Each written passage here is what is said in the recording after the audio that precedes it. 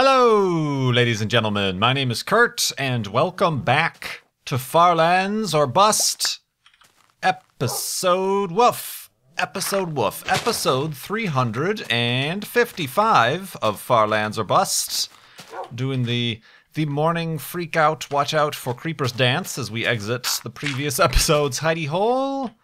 Check out the sunrise in the east. Grab Wolfie and start heading west. Today is... what is today? Wednesday, May 21st, 2014. Whoop. A shovel would be the appropriate tool for digging through the dirt, Kurt. Dirt Kurt! Dirt Kurt.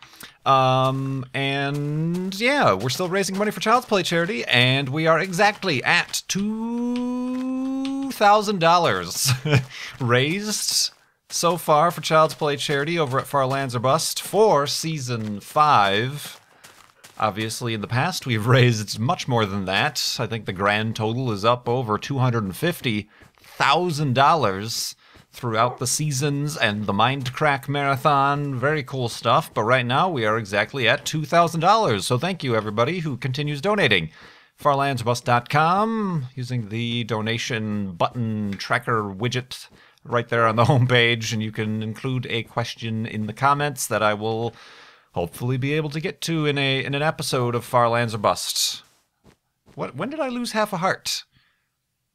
Was that you? Was that like a boat? I think that was a boat into Wolfie incident. Well, yeah, it was. He remembers. But yeah, that's awesome. Thank you very much. Charity, whatnot, indeed, and etc. But yeah, we're continuing on. Yesterday I had an interesting day, and sorry, we had a week last week without Far Lands or Bust episodes. Takes a little bit of time. Takes me a little bit of time. I'm like a train. You gotta start throwing sand on the tracks in order for me to get traction. So it takes a little bit of time for me to get up and running, apparently, again with YouTube and my recording schedule, if you will. And I don't know, maybe this week all we'll have is Far Lands or Bust, because I've got to get running on other series, get back into Call of Duty, and start making more progress on the Fermilab Wilson Hall on the Mindcrack server, and Kerbal Space Program. It always takes a little bit of time in between missions to design and think up a new mission and all that fun stuff. So we'll get to that in a moment. Please be patient, and I do appreciate the continued support and all the likes and other things that help get the content out there and helps me out as a content producer. Let me know at least the things I am doing, the little I am doing is good. So, and then hopefully I'll be able to ramp up stuff like that. But yeah, yesterday, aside from no videos, I had an interesting day because we had some thunderstorms roll through the Chicagoland area here and had the biggest hail I've ever seen. We've had hail. They're normally, I don't know, about pea, as in like the vegetable pea, pea-sized, or you know, around that size. And you know, we've had times where there's a lot of hail and it covers the ground, which is pretty crazy. But yesterday was a day of hail, and it was large. I'm not sure. I mean, I saw. Ooh, that's lava. Why is that? That's kind of weird that there's like just a single sprite of particles shooting up into the sky. It's like a lava geyser. Huge hail. I've seen bigger, and even looking on Twitter and on the news stations, people were showing, you know, in the surrounding areas from the same exact storm, hail the size of baseballs or you know, oranges, apple-sized hail. Craziness.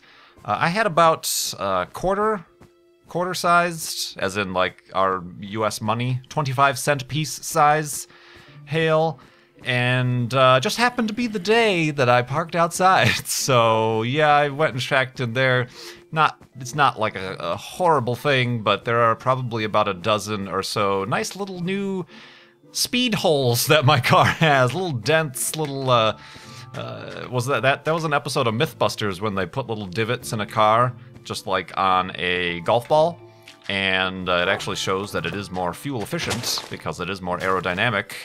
But I got a little, quite a few of those. I haven't done a full look over on my car, but there's at least 2 or 3 on the hood, so I can extrapolate that to say there's probably at least about a dozen nice dents on the car. And whoa, careful, Wolfie! It's a scary thing. Hail. I don't know. I know a lot of you perhaps live in. Careful, Wolfie! Why are you spawning where I placed the boat? There's a lot of places that don't get hail.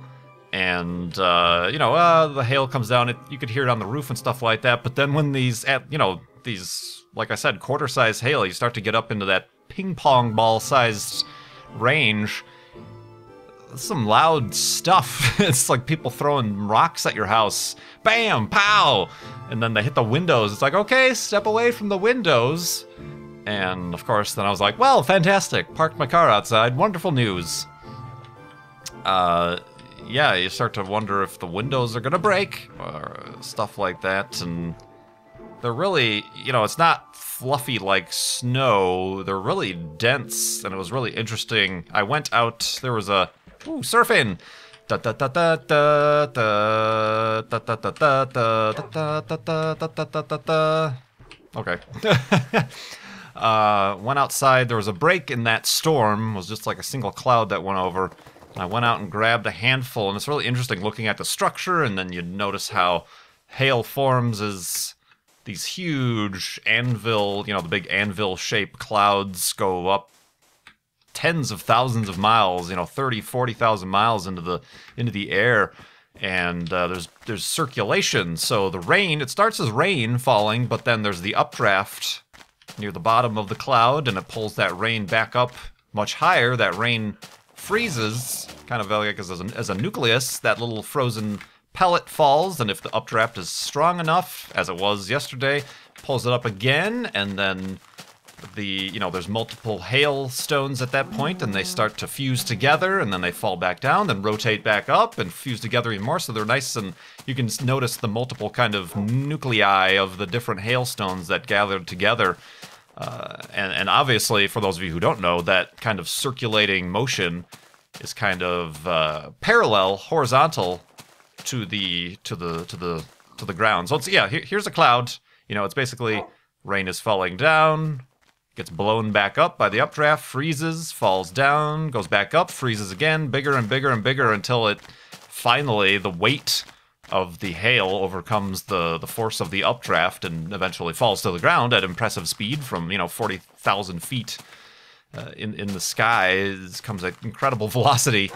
That kind of vertical circulation in the cloud, if it happens to start spinning this way, is when it starts to make a tornado, which is kind of, I think, the current model on how tornadoes form. Is you get that updraft and downdraft, the exchange of hot and cool air going up and down, and then suddenly if it decides to go horizontal, or vertical, excuse me, then you've got some issues, more so than just a few hailstones. But it's interesting times. Never in this area have I, at least to my own recollection, seen hailstones that large.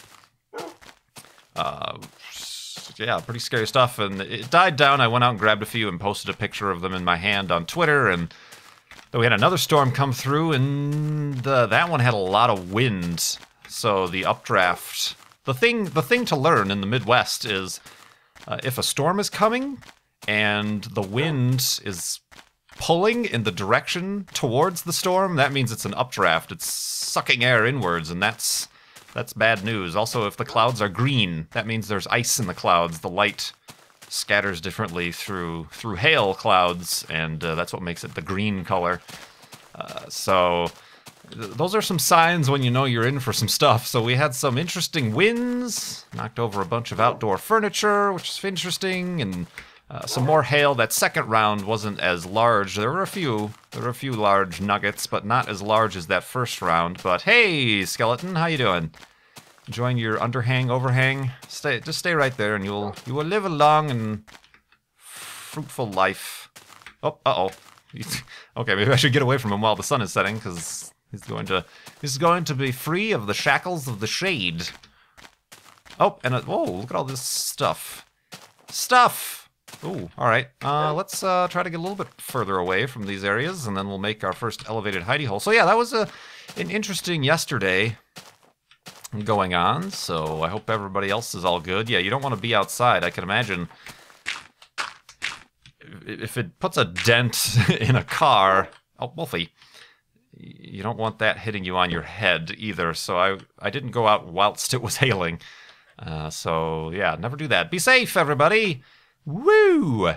So April showers bring May death from above is now what's going on. Indeed.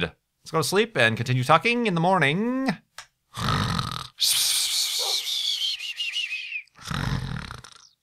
And hailstormsness. Woo! Woof. Indeed. So that was fun. Fun times. I mean, I enjoy from a scientific perspective. Like I said, when I went outside, it was cool looking at the different...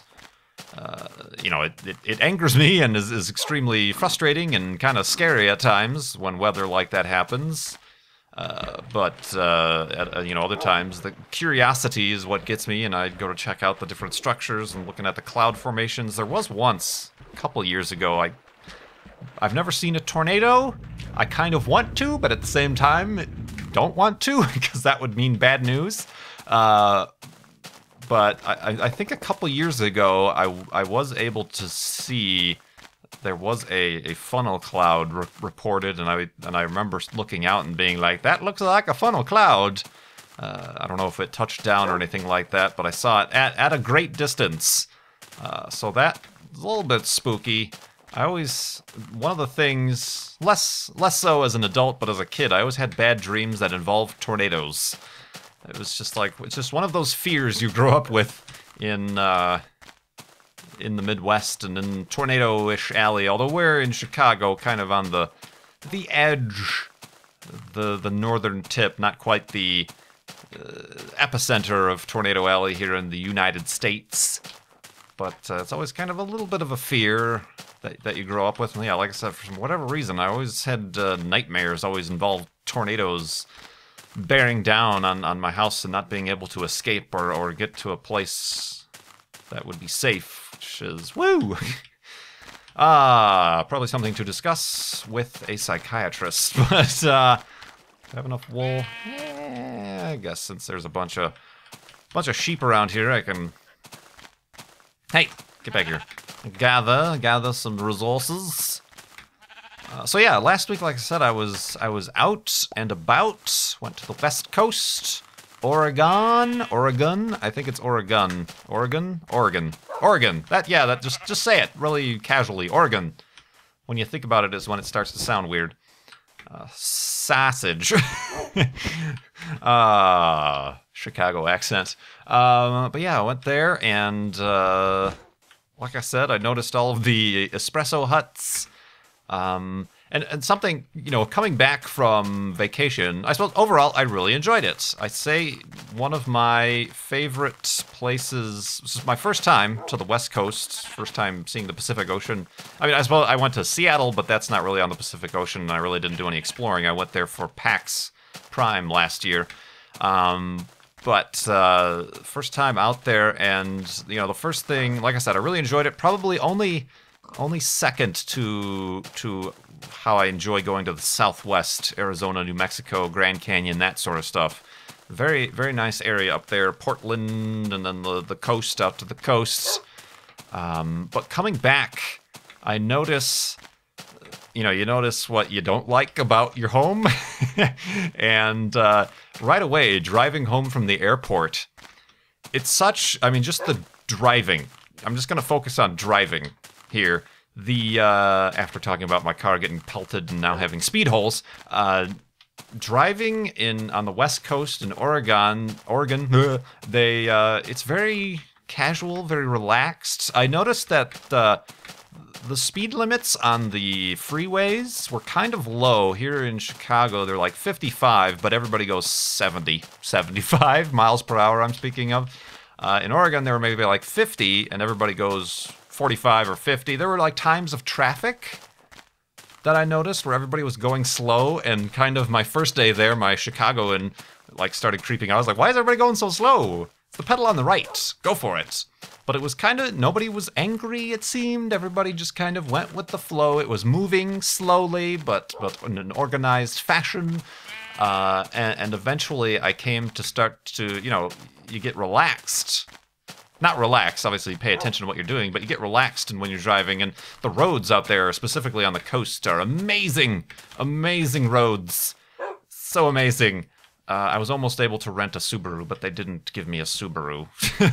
So I was stuck with a Toyota RAV4, which was all right. Still all-wheel drive. It actually has a little bit more horsepower than Subaru, but I wanted to rent a Subaru so that I could test it out, because new car year.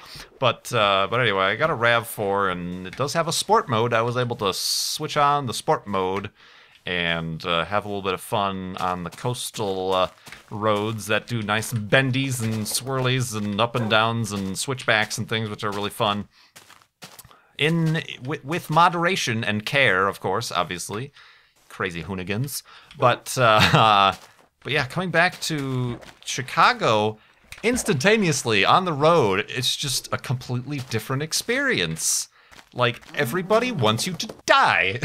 And instantly I noticed all of the relaxation that I had and being at ease just evaporated, because suddenly I was in a fight for my life.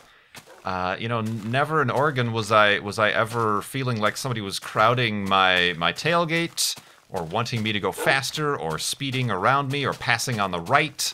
And then suddenly getting back to Chicago, even, I wasn't in the left lane. I was in like the middle lane on the tollway, and people were, they get 6 inches from your bumper, and it's like, there is an entire lane dedicated to you being able to pass me. Why do you insist on instead intimidating me, or whatever? And then I felt like, oh, this is actually how I drive too. It started to come back to me.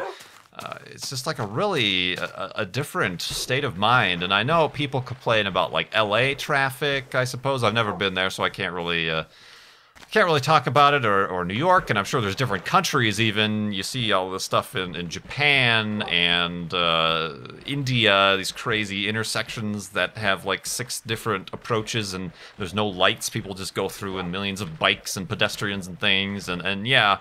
But Chicago traffic is a completely different beast, because everybody is out for themselves, and you don't even have to get in anybody's way. Just if you're also on the road, they want you to die.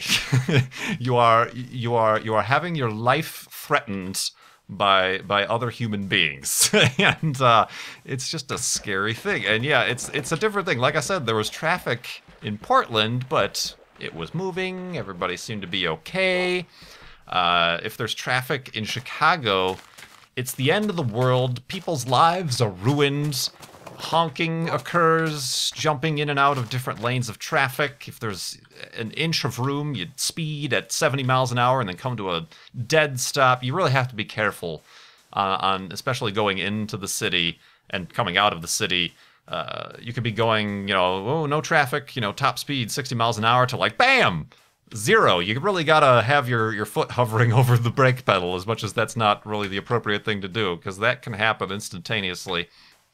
But I mean, it's just a very, people notice, oh, the scenery, or oh, the food, which the food in Portland was amazing as well, or this or that, are the buildings, or the culture, are different things to notice when you're traveling. But if you just like boil it down to the really basic, banal things like driving, you can really start to see differences in culture, even within, we're within the same country here, it's just different cities and stuff. So that was just one thing that really stuck out to me, especially as I returned, and I was like, I'm so tense. I'm so tense about driving all of a sudden, because I came from a place, and I don't know, maybe it is, I started maybe associate it with, perhaps, I don't know, there should be some sort of scientific study on this. A lot of wolves in today's episode, aside from the standard one. And perhaps it is, like I was saying, perhaps it is due to the fact that maybe because on the West Coast, around Portland, Oregon, that sort of area, the roads around there are so much more enjoyable and fun to drive. as opposed to here in Chicago in the Midwest, it's all flat. It's just straight lines. Straight lines, and then suddenly going from 5 lanes to 1. That happens. the different on the tollways and stuff. There's different merge points where it's like, hello, 3 different interstates coming together and merging into one single lane. It's just it's really boring. It's just, like I said, straight lines, 5 lanes, just bleh. And it's gross. A bunch of gray litter and it's gray snow for the half of the year, and ugh. I don't know, maybe that has something to do with it. There's nothing interesting to calm you down or to keep your mind at ease, so people take it out on each other. But yeah, just a very, very interesting thing. Very interesting thing I noted. But yeah, I would recommend if you do have some a travel fund or something like that, I would recommend the West Coast, particularly the Oregon coast. It's very cool because apparently there it's not allowed that the coast line is all state or publicly owned. There's no private ownership of any of the beaches in Portland or in Oregon, excuse me. So you could literally park and walk out to the beach, and there's some amazing. You could just be driving along the 101, I believe it is, and suddenly, there's a state park to your right. Okay, pull off, and there's like, okay, a few parking spots, but you walk a little bit down, hike a little bit of an embankment, and there's like a huge beach there, and you're the only one on the beach because nobody else is out. Well, it's a work day, I suppose. I don't know. In the summer, they say July is their biggest month, so perhaps they get crowded there. But it's like this awesome beach surrounded. It's like this. It's like there's a bunch of cliffs and waterfalls and stuff, and it's Minecraft. It's like in the early days of Minecraft when you spawned on a beach. It was exactly like that, and it was all to yourself. So yeah. Let's go to sleep. Ooh, speaking of cliffs.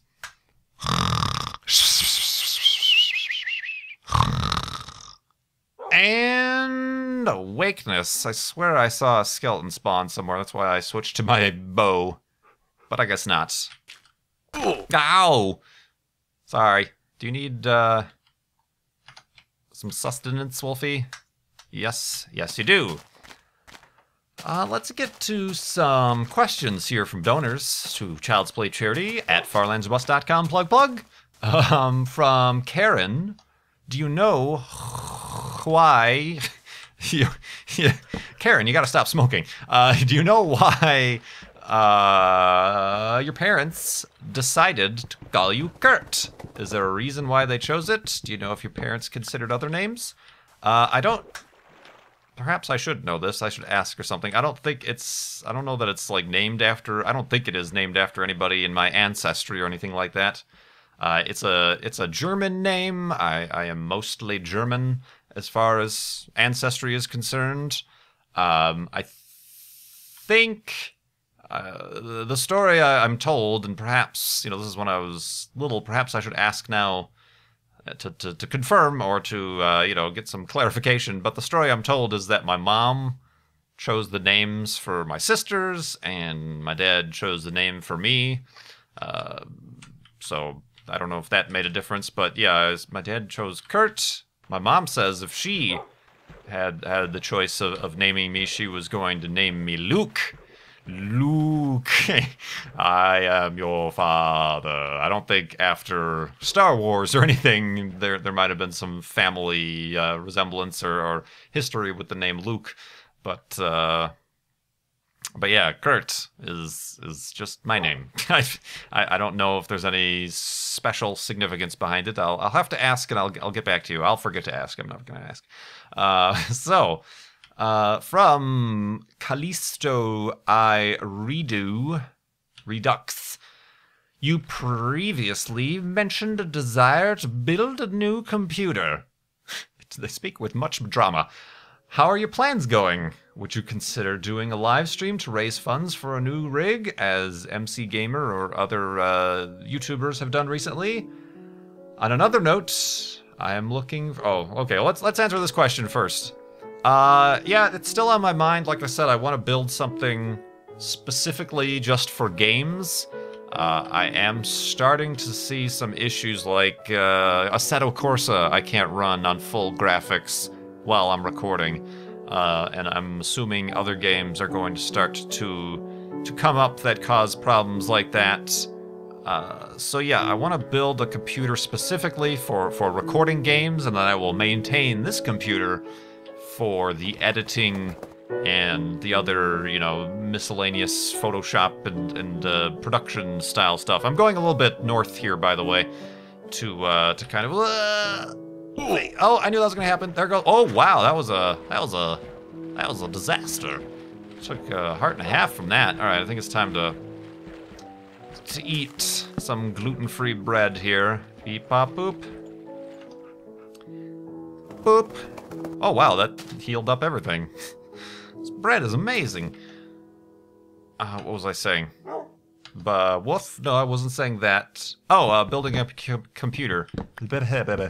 So yeah, that would be my reason. And I did recently, actually, probably a month or two ago, look up like different parts because I don't keep up with like the technology or what processor or what you know what sort of chipset or Intel sockets are now the top of the line, or what the current generations of things are. So I was looking up things, and I kind of spec'd out a basic model of what I would make, but I'm kind of hesitating on it because there are other expenses that are taking precedent at the moment.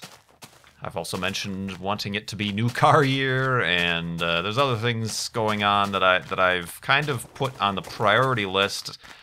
I'm able to do with what I'm using now, and it's working. There is some issue, like I've always said, with not being able to record at the highest quality, or recording whilst rendering. You know, that kind of limits a little bit of my output. And stuff like that. Streaming is okay. I don't stream that much, so it's not one of my requirements. But yeah. So since it's working the way it's working, I'm gonna stick with what I'm using. I don't know. Maybe in the fall. Maybe I'll even hold it off until next year, and this computer will be 4 years old or so. But I've also considered maybe just upgrading my video card. I'm not sure if that is worth it or not. I have surprisingly, a GeForce GTX 550 Ti or whatever. I got it about the same time that the 600 series was coming out. So you know, I don't know. You know, another thing is the version of Vegas I have. I see mixed inputs on whether or not Vegas utilizes the 600 and above series of graphics cards for video rendering like it does with the 500 series that I have. So that's why I've been hesitant to upgrade, and I don't know if that will cause bottlenecks elsewhere or not. So yeah, I don't know. I could go SLI, but SLI has its own set of problems that you know, frame stutter and things like that. So yeah, I don't know. It's on the idea list, but I don't think I would be doing any sort of fundraiser or anything like that. I have enough, I suppose, careful wolf, income from the videos that I can just say, okay, this is just a business expense. It comes out of the YouTube business funds for continuing to YouTube. So yeah, I don't know that I would need to do that. Not that I think that's a bad idea or there's anything wrong with that, but I don't think I'd be doing any sort of fundraising. I don't know, things can change.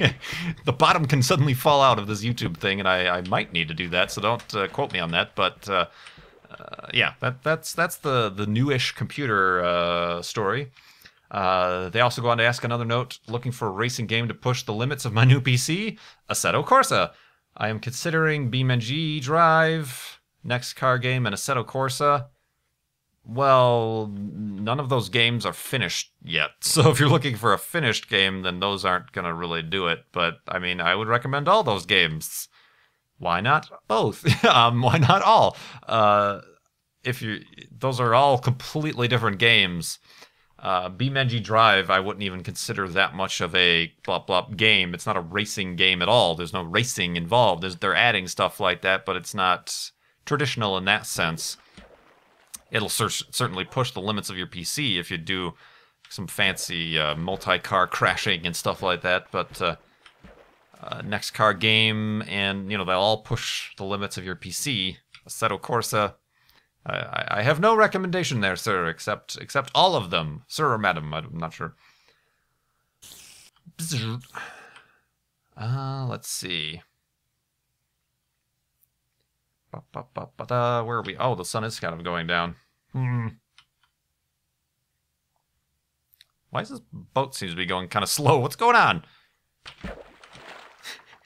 It's crazy boat. I'm from Chicago. I must go speed, power. I must get to my destination as quickly and as harmfully as possible. Oh, dang. Seeds? Oh, I thought I picked up some seeds.